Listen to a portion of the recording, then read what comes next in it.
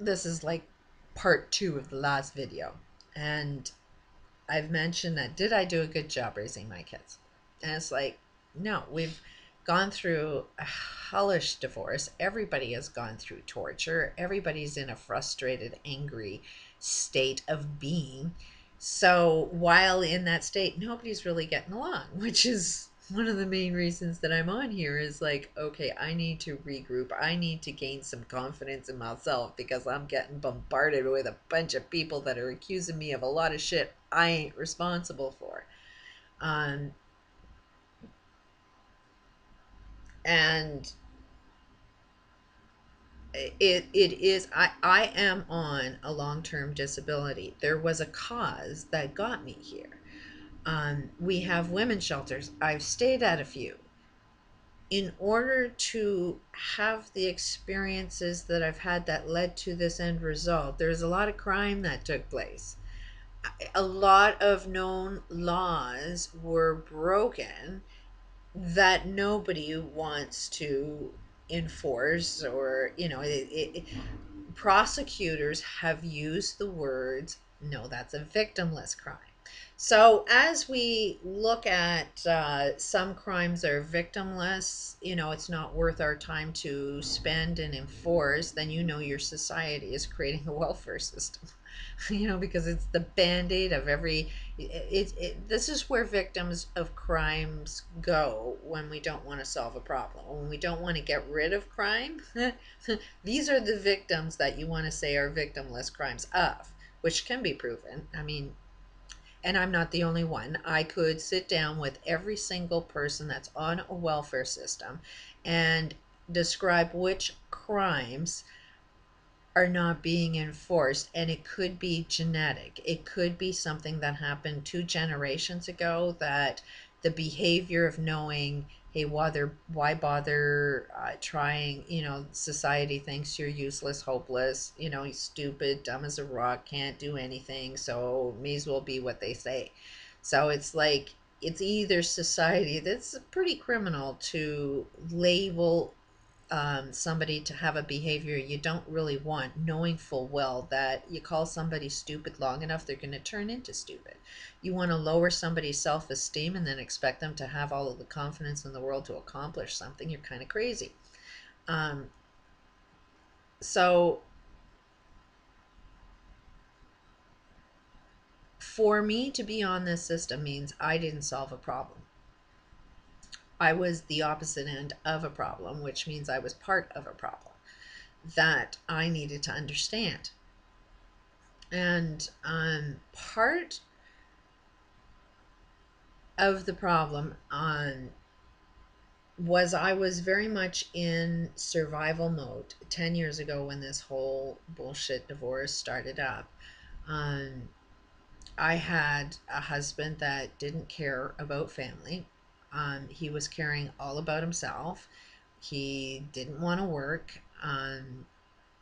I would be perceived as the one that didn't want to work because I was the stay-at-home mother. But as the stay-at-home mother, I was doing the mother role, the father role, the accounting, the doctors, finding my husband employment. Anytime he did find work, happened to be me finding him the job, finding him the education, building his career up. Because if I didn't, he sure as hell wouldn't. And as the male role figure, he had the potential to earn more money than I did, and given daycare, it was cheaper for me to stay at home. Meanwhile, I always was earning or working on earning a living while at home raising kids at the same time. I drove school bus and took my kids on the bus with me. Um, there was a lot of things that I did at home. Computer programming and web design was something that I was doing at home while being um, a stay-at-home mother. So it wasn't like I wasn't working. I was just the one doing all the work, getting totally exhausted, um, with a husband that was kept raking debt, and I couldn't handle his level of spending without him being um, responsible for what he was spending. So needless to say, I was dealing with a lot of people that wanted me to be responsible for their behaviors. and, which meant that anytime I had something to say, like, that's not healthy behavior, you're not going to create a good life, that's the time that they don't want to listen to me. So for me to communicate with people that don't want to be responsible and accountable um, has brought up some challenges. And so, did I really raise kids to be responsible and accountable? In a way, yes, and in a way, no. They are heavily influenced by another parent and heavily influenced by society. That's completely out of my control. Um, I know, like, me trying to prove something tends to cause more friction. I appear abusive to my children the more I try to influence them to do the right thing because I'm irritating to them. They come up with words like, I can't talk with my mother anymore. Yeah, because you don't want to hear what you're doing ain't quite working for you, and you're not receptive to having an open conversation about it. You want to, my kids constantly want to say, you're wrong, you're wrong, you're wrong. And it's like, prove it. How am I wrong? Um, which they can't do, so they avoid the conversation at all costs. It's very painful watching your children make mistakes, do things that they don't want in their life. I have one son. Me talking about my children is probably very offensive, but this is nothing new to my kids. They knew I have this rule that I will not live with any secrets. You want to behave like that, I will talk about my experience. I have been doing that since the day my children were born. I have been on the news. I have been on TV. This is not a secret that this is who your mother is, and you should love your mother for, hey, she talks about how it is. So if you want me to be talking about good things, then give me good things to be talking about. Otherwise, I will respect my kids' privacy because I love them dearly. But at the same time, I am entitled to my life experience and how it affects me.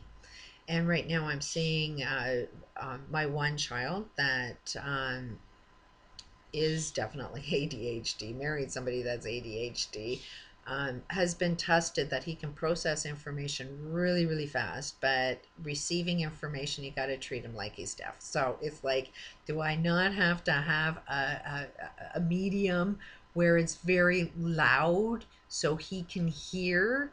Because you got to treat him like he's deaf. It's like, I would rather, hey, son, wouldn't you rather sit and have this conversation privately? Or does your mirror have to be YouTube where you can hear it publicly and question and think, is this really the direction I want to go into? So it's like, I don't have to be responsible. I'm not proving nothing to anybody. I'm just going to be who I am. This is my experience. I just say, hey, this is something to question.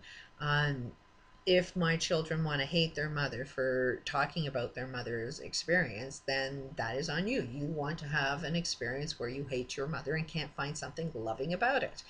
Um, right now, these two people are perfectionists, and what we describe as being perfect is highly successful. You know, everything's got to be perfect. So they will see nothing perfect because they're constantly striving to be perfect. So while nothing is perfect and they see themselves as perfect, then they're blaming everybody else for the hardships that they're experiencing in their life. So they're really into money. Having a wedding in a place where most people can't afford to go except for their, the bride's perfect family. They are also ADHD perfectionists, and they can't see anything good in anything. So everything is extreme. So the wedding had to be extreme where nobody else could go. Um, my son has always had this saying that everybody in his life eventually leaves. Every time he has friends, they always leave.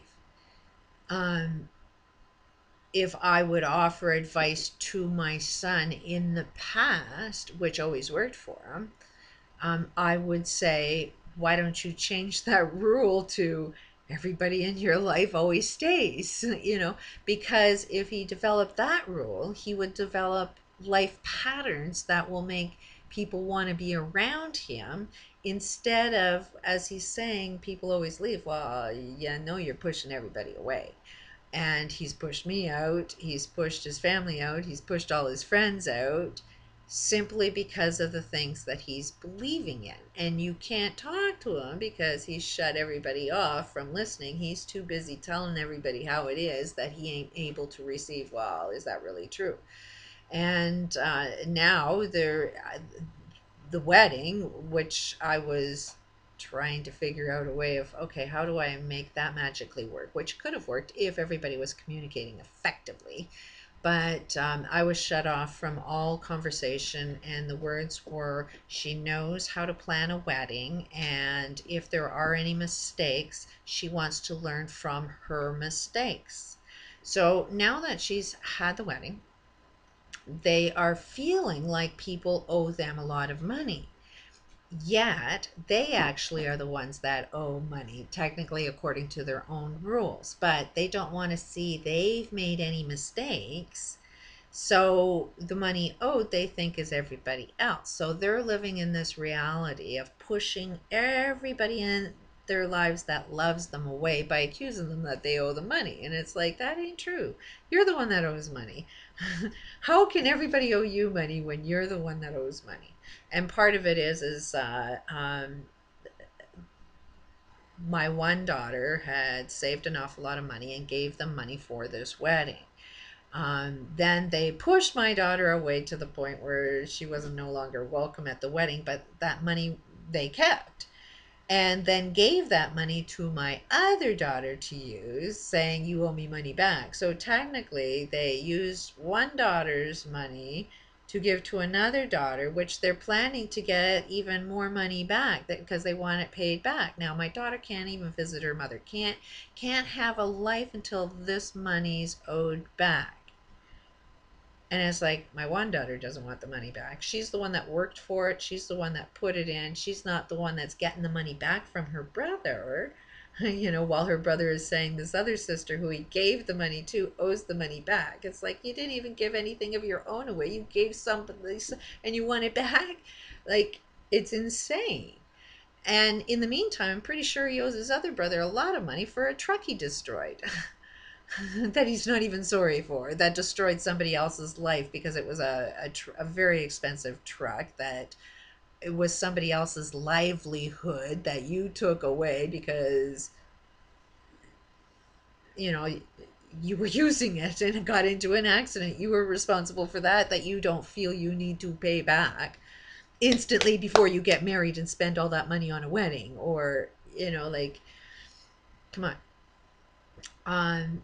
So did I do a good job raising my kids? As long as they are repeating the same, because that's exactly the way their father acted, is um, constantly spending money he didn't have and then blaming everybody else owed him. I'm the one that owes him child support for the kids that live in my house, and yet he can't prove that he's paid any child support. I mean, the amount of money that he can prove is lawyer expenses. It didn't even touch the expense the expense of even going to court, the child support. Like, he hasn't even come anywhere near that, but I would be the one wrong for that. And there are definitely things that I could have done differently. I was definitely frustrated, angry, in survival mode. So did I handle things correctly? No, I created that, just like I will create by talking about my family experiences. Um, they won't like it, but that's not my business. My business is just to be happy with myself. And yes, it's painful, but people are going to learn from their mistakes. I'm not responsible for how they want to react to me. It's on them. How do you want to experience this? I if this is the way my children want to learn their mistakes, I support them 100%. I would just question, how's it working for you? Are you loving it? To me, I would think family is a lot more important, and the truth is a lot more important, and being responsible and accountable and making sure patterns aren't repeated is a hell of a lot healthier. But if we need to live in pain and the stories that we create to stay in that pain, it's not my business. Enjoy it. I'm not going to be telling any more sad stories. It's uphill all the way for me. Peace out.